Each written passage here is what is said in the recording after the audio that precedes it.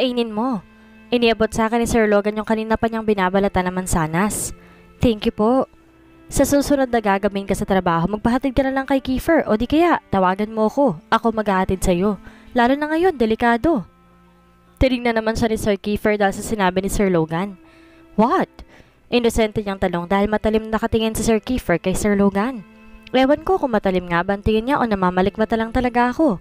Hindi na sumagot si Sir Kiefer at tumingin na ulit sa akin. Dito ka na muna. Tawagan mo ako agad kapag may ginawang kalokohan si Logan sa'yo. Bibili lang ako ng pagkain mo. Ano? Pinag-iisipan mo pa talaga ako ng ganyan? Ano sa tingin mo sa akin? Masamang tao? Kunot noong tanong naman ni Sir Logan. Parang. Walang ganang sagot ni Sir Kiefer at lumabas na. Ha? At ako pa talaga ang parang masamang tao? Saad ni Sir Logan habang nakatingin pa rin sa pintuang nilabasan ni Sir Kiefer. Pero alam mo, Samantha, bilib din ako sa iyo eh. Napatingin ako kay Sir Logan at tawagin niya ako sa totoo kong pangalan. Parang nanibago lang ako dahil di naman niya ako tinatawag sa pangalan ko, kundi Pretty. Hindi naman sa assuming ako gaya nga nasabi ko, nanibago lang. Sa tagal niya nang namumuhay sa mundo, wala pa ako nakilalang naging babae niya. Akala ko nga bakla dati yan eh, pero nung dumating ka, aba, nagkaroon ng himala. Umamo ng dahil sa'yo. May gusto siya noon na babae pero bata pa siya noon. Nakatitig lang ako sa kanya habang nagsasalita. Kumagat siya sa mansanas niya at nagsalita ulit. Akalain mong isang pusa lang palang makakapasok sa yungib ng leon? Nangunot naman ang noo ko sa sinabi niya dahil hindi ko makuha ang kanina pa niyang sinasabi. Ano bang ibig mong sabihin, sir? Ngumuya muna siya ng mansanas niya at umupo sa tabi ko. Kasi ganito yan. Panimula niya habang nguya-nguya pa rin niya yung mansanas. Ikaw yung pusa, si Kiefer yung leon. Akalain mong makakapasok ka sa personal niyang buhay nang walang masamang nangyayari sa'yo sa loob ng yungib niya? May mabuting kalooban din naman kasi si Sir Kiefer eh. Saka hindi ako namamasok sa personal niyang buhay. Wala naman akong pakialam sa buhay niya eh. Grabe ka naman. Nag-aaral na nga sa'yo yung tao eh ganyan ka pa magsalita. Anong masama sa sinabi ko? Ayaw ni Sir Kiefer na pati personal niyang buhay ipapasukin pa ng mga empleyado niya. Kumuha ako sa platito ng mansanas at kumain din. Matanong nga kita, kahit minsan ba hindi ka na-attract kay Kiefer? Nasamid ako sa kinakain ko dahil sa sinabi niya, kaya gano'n na lamang ang sunod-sunod kong pag-ubo. Eto tubig. Bakit ba hindi ka nag-iingat? Pagngunguya na lang eh. Kinuha ko yung tubig sa kanya at ininom. Bakit naman kasi sa dami ng pwede niyang itanong yun pa? Okay ka na? Tanong niya nang matapos akong uminom. Iniabot ko sa kanya yung tubig at ipinatong niya ito sa table. Okay na po sir, pasensya na. Saka ako pinunasan ng labi kung may tubig pa. Hindi mo pa sinasagot yung tanong ko. Paano ko ba sasagutin yun? Anong sasabihin ko? Oo? Pero baka isipin niya na may gusto na ako kay Sir Kiefer kapag sinabi kong hindi maniniwala naman daw kaya siya? Well, gwapo siya. Kahit sino naman siguro ma-attract sa kanya pero wala akong gusto sa kanya. Hindi naman yung ibang tinatanong ko eh, kundi ikaw. Tsaka hindi ko naman sinabi kung may gusto ka ba sa kanya. Bakit? May gusto ka? Nakangiti niya ang tanong sa akin na parang nang-aasar na. Nakaka-attract naman talaga si Sir pero humahanga lang ako sa kanya dahil sa galing niya sa larangan ng negosyo. Napakamot naman si Sir Logan sa batok niya na parang hirap na ang intindihin yung tanong niya. Oo, hindi lang yung sagot Pretty eh, pero ang dami mong sinasabi. Kunot noon niyang sabi. Sabay naman kaming napatingin sa pintuan nang bigla itong bumukas at iniluwa si Danica. Sinundan ni Bakla at Leticia. Panghuling pumasok si Sir Kiefer. Anong ginagawa namang ito dito? Hoy Samantha, bakit? Ano nangyari? Okay ka lang ba? Asa naman sakit? Tanong ni Aldrin. May gusto ka bang kainin? Si Leticia. Sino may gawa sa'yo niyan? Tanong ni Danica. Ano? Sumagot ka. Napairap naman ako sa kanila dahil pagkatapos nila akong sunod-sunod na tanungin, gusto nila sabay-sabay ko rin silang sagutin. Mga tanga lang eh. Okay lang ako, okay? Wag OA. Sambit ko. Ano bang nangyari? Seryosong tanong ni Bakla.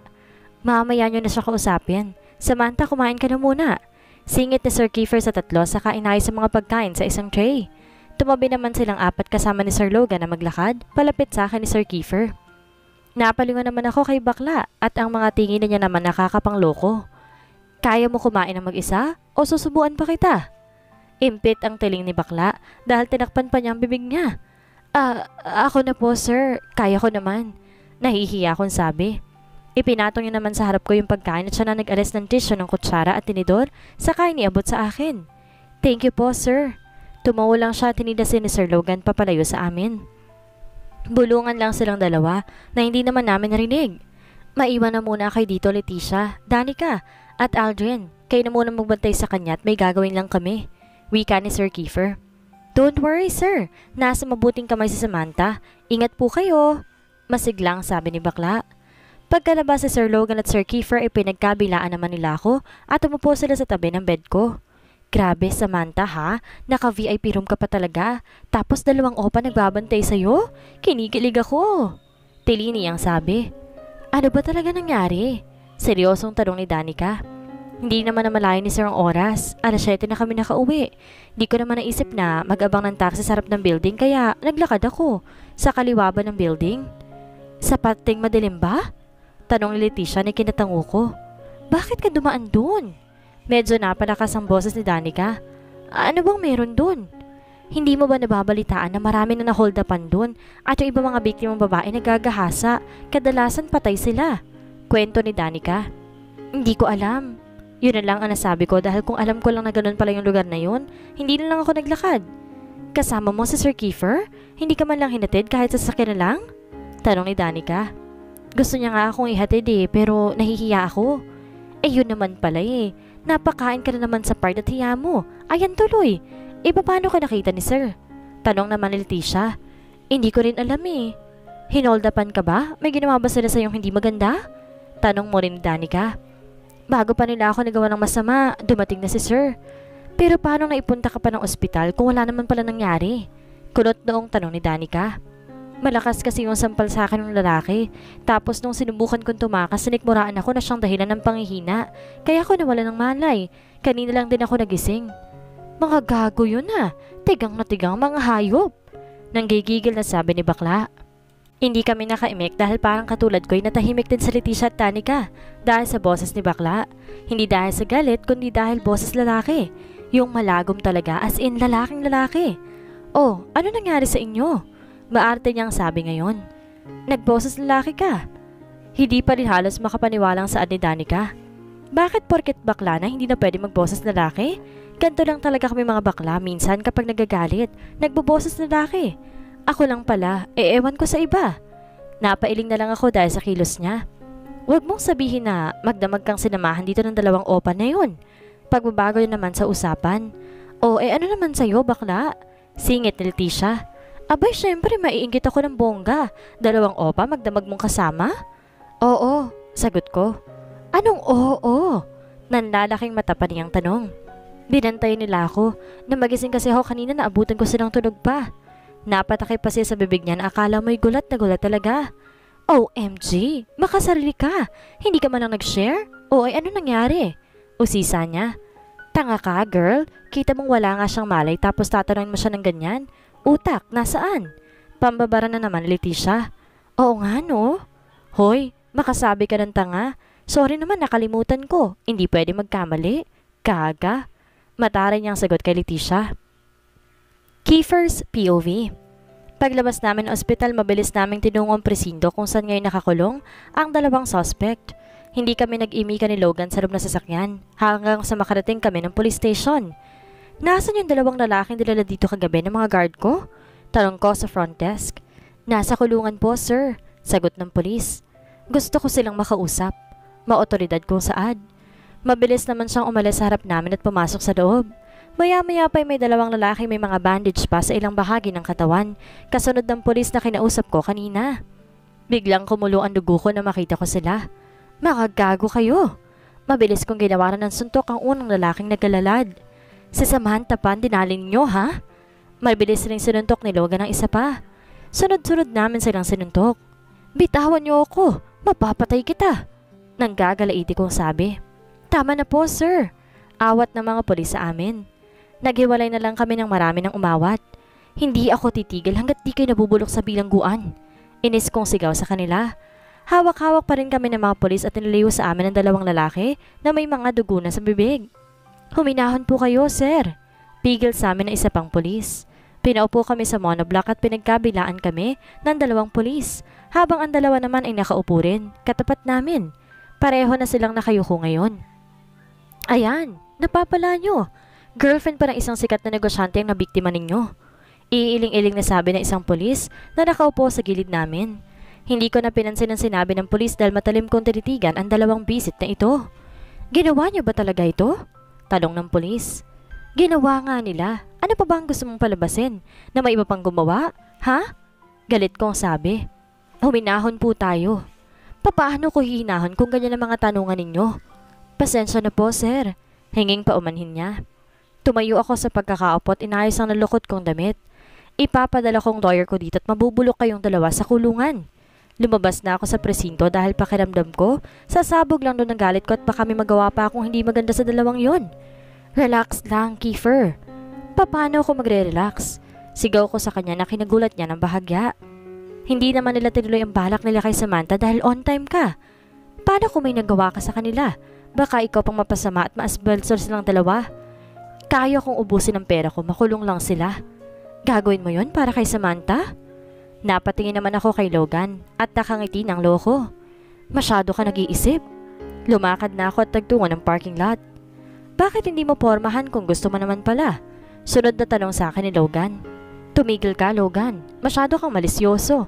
Sumakay na ako ng kotse at hinintay na makapasok si Logan, saka ako na pinaandar ang kotse. Hindi sa malisyoso, Kiefer, dahil halata naman sa kinikilos mo. Kung ayaw mo sa kanya, bakit ka nagpapaapekto? Mabait si Samantha. Maalaga at mapagmahal. Kahit sinong lalaki mahuhulog sa kanya. Baka nga pati bakla tumawid dahil sa kanya eh. Nilingon si Logan at pinagmasdan. Panandalian ang reaksyon niya sa mukha. Pero mukhang seryoso siya sa mga sinasabi niya. Bakit? Gusto mo ba siya? Diretso kong tanong saka ifinoko sa daan ang atensyon ko. Gaya nga ng sabi ko, hanggat kaya kong pigilan ang nararamdaman ko kay Samantha, gagawin ko kung may gusto ka sa kanya. Seryoso niya pa ring sabi. Napalunok naman ako sa sinabi niya. Ganon siya kaseryoso kay Samantha. Eh di ligawan mo? Hindi ko alam pero parang labas sa ilong ang pagkakasabi ko sa kanya noon. Napansin ko naman ang paglingon niya sa akin pero kunwari hindi ko na napansin yun. Hirap kasi sa'yo. Masyado kang in denial kahit na ibang pinapakita ng kilos mo. Tandaan mo, action speaks louder than words. Tumikhim ako saka kinabig pa kaliwang sa sakyan ko. Hindi ko na siya sinagot hanggang sa makarating kami ng ospital. Naabutan namin sila nagtatawanan sa loob pero halos walang emosyon ang mukha ni Samantha. Ano nangyari dito? Ay, hi sir. Bati ni Aldrin at sinundan pa ng dalawa. Hindi naman kumibo si Samantha na parang walang pakialam sa paligid niya. Samantha's POV. Simula nang umalis sila Sir Kiefer at naiwan ang tatlo dito, wala na silang ginawa kundi ang isara ko kay Sir Kiefer. Lahat may mali siya. Pwede ba naman pagtulong sa akin may mali siya? Kahit naman na siguro ibang empleyado o ibang tao yon, gagawin at gagawin pa rin ni Sir Kiefer yon sa iba. Eh kasi naman, pwede kanyang iwan dito sa ospital o di kaya kahit pinabantayan ka na lang kay Sir Logan, hindi ba? Pero hindi kanya iniwan. Bongga ka talaga, Samantha. Kontra niya sa sinabi ko kanina na walang mali siya at gagawin pa rin naman ni Sir Kiefer sa iba ang ginawa niya sa akin. Hindi kaya may gusto sa'yo si Sir Kiefer? Wow! Big time na isdang nahuli mo, Samantha! Ginawa pang isda si Sir Kiefer. Kanina, leon. Ngayon, isda naman. Hindi na lang ako nagsalita at nakinig na lamang ako sa mga sinasabi nila.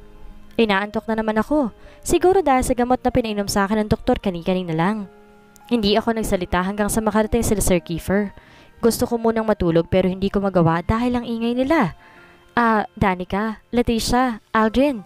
Sige na, okay na. Pwede na kayong bumalik sa opisina. Natigilan naman si bakla dahil sa sinabi ni Sir. Pinapaalis yun na kami, sir?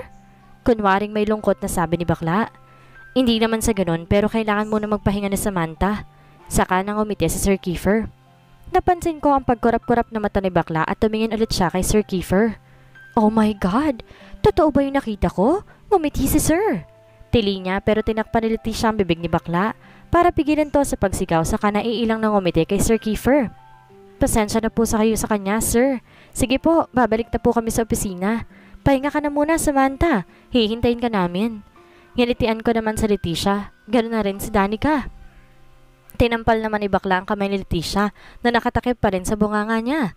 Pagaling ka ha? May swimming pa tayo sa Saturday. Bawal absent. Tinangoan ko naman si bakla.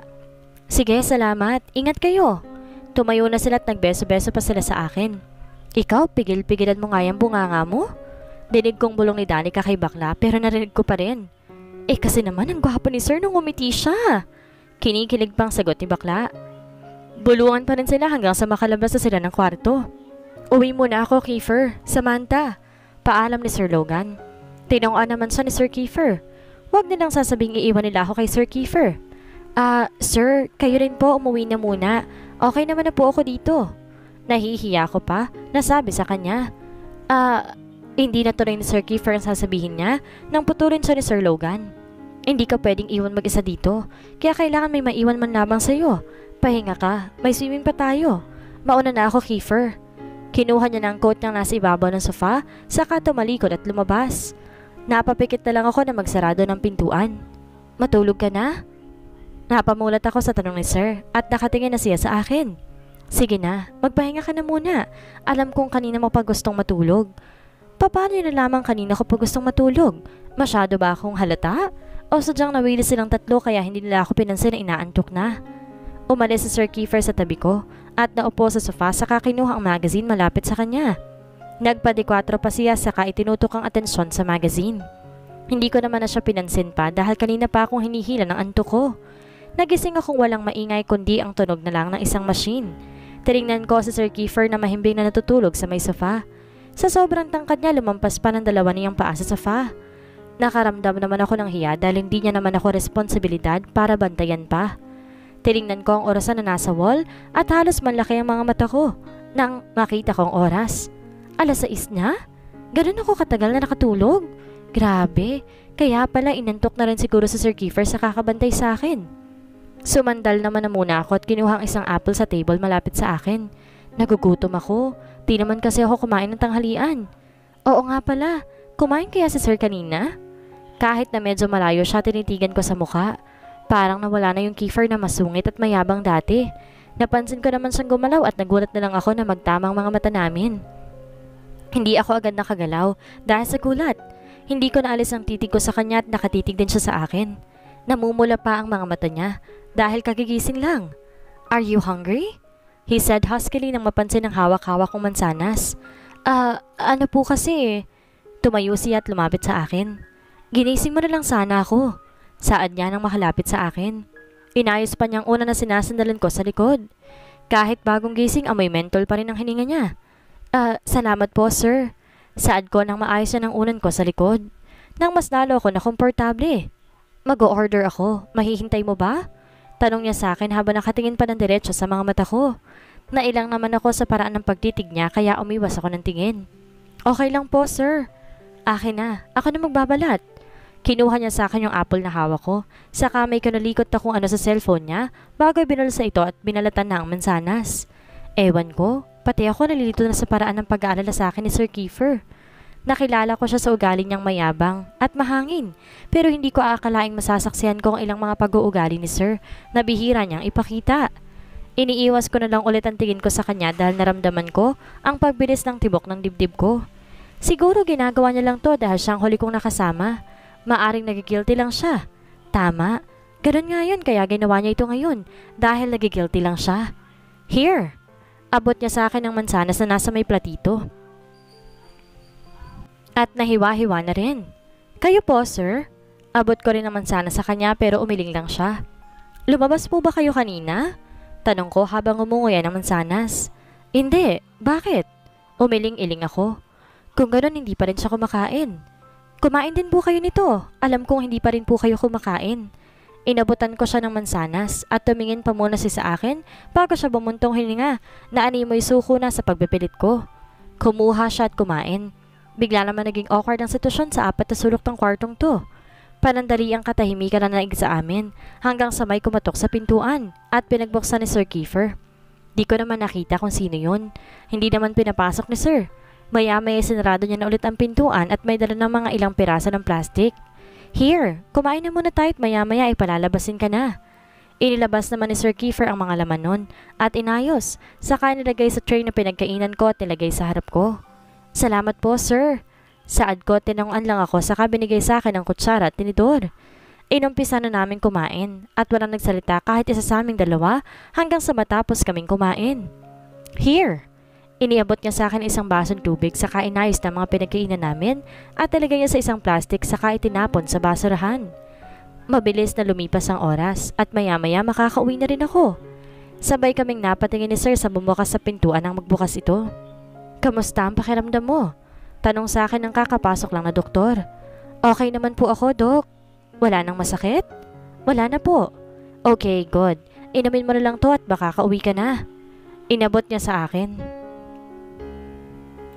ang 2 gamot at inabutan naman ako ni Sir Kiefer ng tubig ko saka ininom. So, you can go home now. Inalis na yung mga ilang nakalagay sa katawan ko at dumiretso sa CR.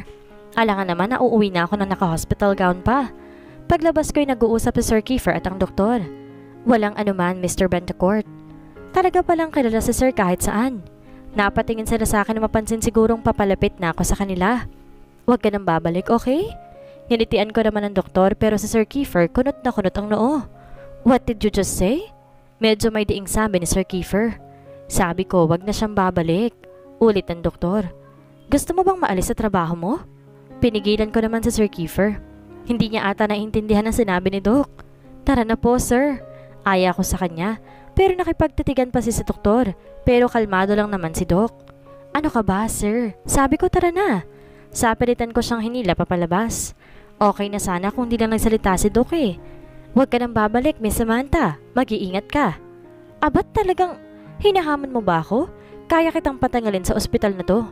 Napangisi lang si Doc. Iniharap ko naman si Sir Kiefer sa akin. Ano ka ba naman, sir? Bakit ka ba nagagalit? Wala namang masamang sinabi yung doktor. Anong wala? Anong ibig niyang sabihin sa sinabi niyang huwag ka nang babalik? Bakit, sir? Gusto niyo pa po ba akong bumalik sa ospital? Natigilan naman siya sa sinabi ko. What? Sir, sinasabi niyan sa mga pasyente para hindi na sila bumalik ng ospital. Eh ano bang ospital? Pinupuntahan ka kapag may nangyari sa'yo. Gusto mo ba akong bumalik dito? Lito naman ang rumihistro sa mukha ni sir. Tumikhim siya nang ma-realize ang sinabi ko. Oh, I see. I'm sorry. Halata ang naramdaman niyang pagpapakahiya. Tinapik lang siya ni Doc sa balikat. Mag-ingat kayo. Saka sila na unang lumabas ng kwarto. Kayo naman kasi, sir. Hindi niyo po iniintindi yung sinasabi ng doktor. Inaway niyo kaagad. Saglit naman siyang napayo ko saka tumingin ulit sa mga mata ko. Pasensya ka na. Hindi ko naintindihan. Let's go. Napailing na lang at natatawa ko kay sir. Akala niya siguro kung ano na. Sumunod na lang ako sa paglalakad sa kanya at di maiwasan ang paglingon sa gawin namin. Si Kiefer yun, hindi ba? Ang gwapo niya talaga kaso masungit daw. Dinig kong sabi ng isang nurse. Ano kayang ginagawa niya dito? Kasama niya yung babaeng nakasunod sa kanya. Dahil sa pakikinig ko sa kanila, hindi ko napansin na huminto para sa Sir Kiefer kaya nabunggo kong malapader niyang likod. Aray! Sambit ko. Are you okay?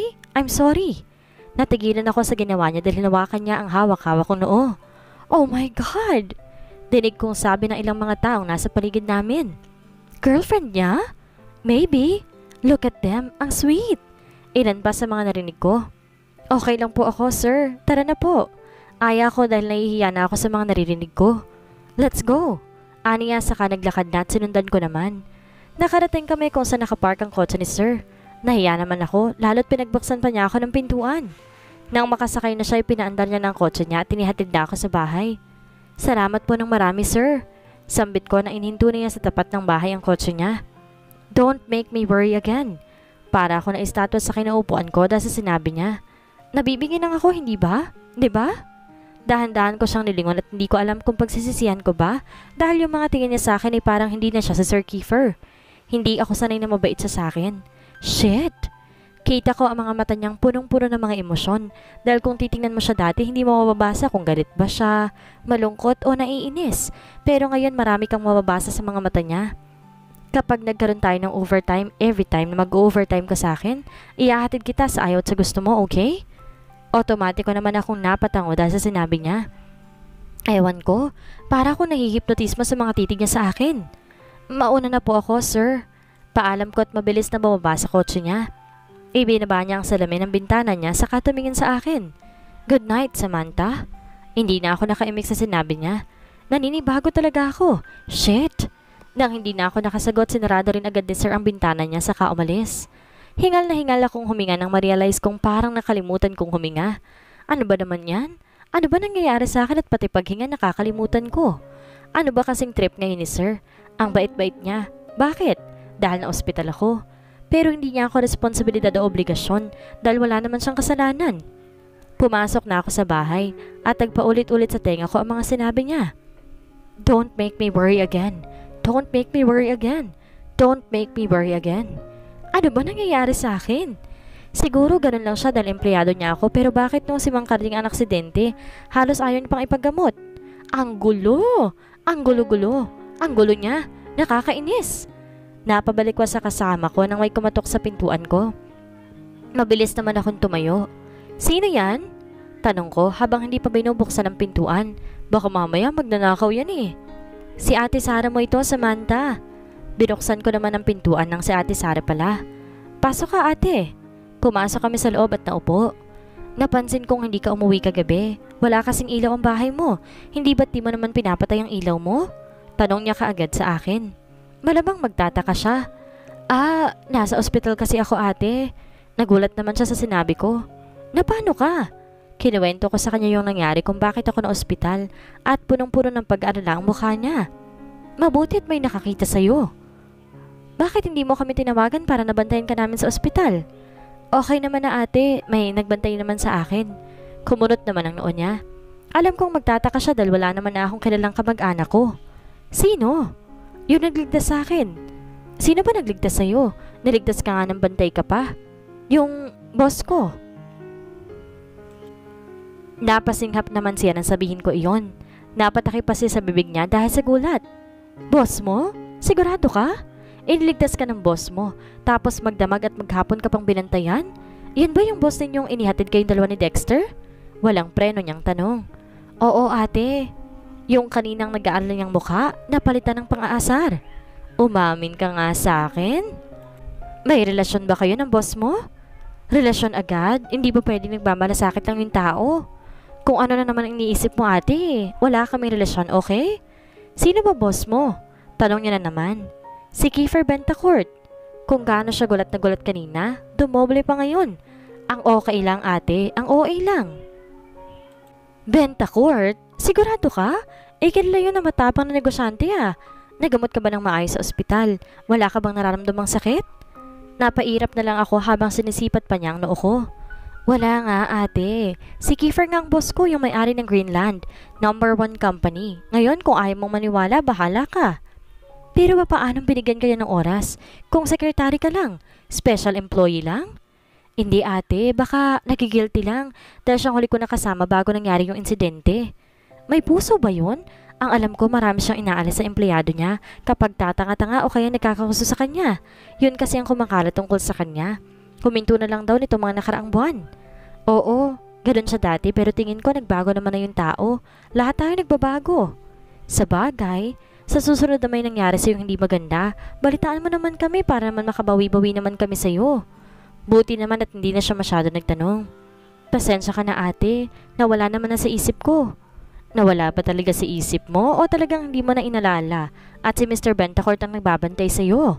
Akala ko naman tapos na siya sa pang-usisa niya. Hindi pa pala. Hindi nga, ate. Tsaka hindi lang naman siya nagbantay sa akin eh. Sino? Tanong pa niya. Kasama rin niya sa Sir Logan. Napatingin pa siya sa taas na parang nag-iisip. Logan? Logan? Saan ko ba narinig ang pangalan na yun? Ano bang apelido nun? Bentacourt. Napabuga na lang ako ng hangin dahil dalawa niya ng kamay at nakatakip sa bunganga niya. Yung pinsan ni Kiefer Bentacourt? Malakas yung tanong. Oo, ate. Hanep, Samantha? Dalawang big time at nagsisikatan na nagbantay sa'yo? Nanliligaw ba mga yun sa'yo? Ate, hindi no. Mabilis kong sagot sa tanong niya. Nagbantay lang ligaw agad. Paano mo naman nakilala si Logan? Paano hindi ko siya makikilala halos araw-araw atang dumadalo yun sa office si Sir Kiefer. Umayos siya ng upo at nagpadigwatro pa. Mukhang walang katapusan ang tanong niya ngayon Silang dalawa lang nagbantay sa'yo. Nung gabi, oo silang dalawa lang kasi naabutan ko silang parehong tulog nung magising ako kaninang umaga. Pero nung umaga hanggang tanghali, mga ka-office mate ko naman nagbantay sa akin. Bakit hanggang tanghali lang pagbabantay sa'yo ng ka-office mate mo? Sino nagbantay sa'yo ng hapon hanggang sa makauwi ka na? Napabuntong hininga na lang ako dahil sa mga walang sawa niyang tanong. Pinabalik na sila ni Sir Kiefer sa opisina, tapos si Sir na lang ang nagbantay sa akin. Ano naman na pag-usapan niyo habang hindi ka pa nakakauwi? Napapakamot na lang ako sa ulo sa kanya. Natulog ako hanggang 6, tas mukhang nakatulog din siya. Magtatanong pa sana siya nang pigilan ko na. Tama na ate, please. Tinanguan ko na siya. Kanina ka pa tanong ng tanong, daig mo pang reporter. Oo nga pala, pasensya ka na. Nga pala, kumain ka na ba? Oo, kanina ate, busog pa naman ako. Basta, mag-iingat ka lagi ha. Uuwi na rin ako. Tumayo ako nang tumayo na siya at lumabas ng bahay. Hay, makakapagpahinga na rin. Si ate talaga kahit kailan hindi na uubusan ng tanong. Humiga ako na sa kama saka natulog. Pakiramdam ko tuloy ang haba ng araw ko. Para akong pagod na pagod kahit na wala naman akong ginawa. Dahil sa kakaibang malasakit na pinapakita ni Kiefer kay Samantha, nahuhulog na kaya siya sa dalaga? Si Samantha, may pagtingin na din kaya siya sa boss niya? Yan ang ating aalamin sa susunod nating kabanata.